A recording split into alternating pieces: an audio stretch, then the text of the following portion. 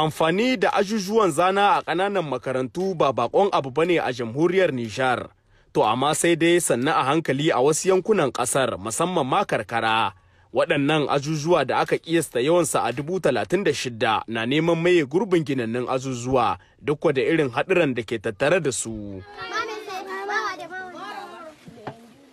A ƙaramar hukumar Kyalle da ke arewacin da Magaram, kashi 70 cikin 100 na ajujuwan makarantun yankin na zana ne, kuma hakan na yin tasiri ga makomar ilimi. Ɗakunan karatun gaba ɗaya muna da 203, na karawa nan muna da 136. To ya ake tahiyar da ba da ilimi a cikin wannan ɗakuna na kara? Gaskiya akwai matsala.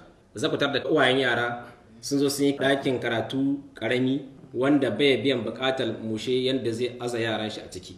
Ƙaramar kilas kuma da yaron da ya kai 50 ko yaron da ya kai 30 ko 40. Gaskiya mushe baya samun aiki cikakke kyakkyawa a cikin wannan yanayin na ɗakin karatu. A gundumar da Magaram ta ma dai a makarantu da dama na yara da manya ana koyarwa cikin irin wannan yanayi na rashin ginannun azuzuwa. Baya ga matsalar rashin bantuna da karancin kayan aiki kamar a wannan makarantar firamare da ke a tsakiyar garin.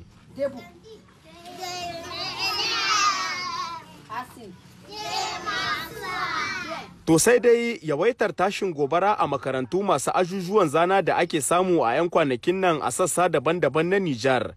Musamman ta baya-bayan nan da ta yi sanadiyar mutuwar ɗalibai kusan 27 a birnin Maraɗi na tayar da hankulan malamai masu ɗawainiya da ƙananan yara. Kuma kun ga yadda yanayin aikinmu yake. Babu kilas, babu tabul ban inda yara za su zamna su koyi. Surtu sai ne aji na ɗaya ne, aji na ɗaya ana so yaro daga nan zai fara sai labaz. Amma yaro kuna gani yadda yake a kasu muna nan zamne da yara.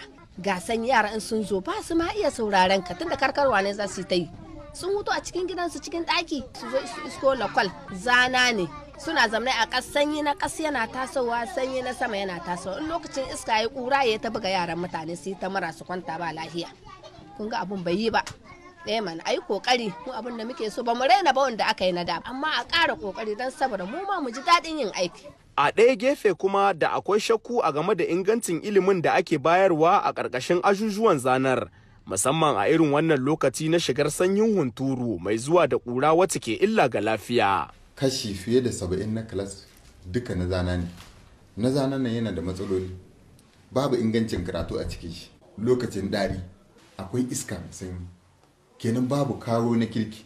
Bayan shi in iska ya bugu lokacin hazo duk cikin zanan nan hazo ne yake kwantawa.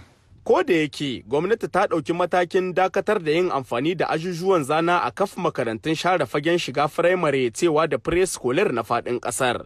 To amma wakilan al'umma, malaman makarantu da ma iyayen yara na ci gaba da tafka muhawara tare da dasa ayar tambaya. Shin wai gwamnati na yi wa fannin ilimi riƙon sakainar kashi ne ko dambu ne yayi yawa?